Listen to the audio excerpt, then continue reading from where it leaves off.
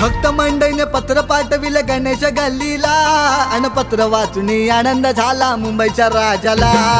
पत्र वाचून आनंद झाला मुंबईच्या राजाला. पत्र वाचून आनंद झाला मुंबईच्या राजाला. अनेक रूपे घेऊन येतो माझा गणराया. कधी विष्णू श्री कृष्ण माझा शिवशंकर भोळा. शिवशंकर भोळा शिवशंकर भोळा शिवशंकर भोळा शिवशंकर भोळा. हे गणा हे गणा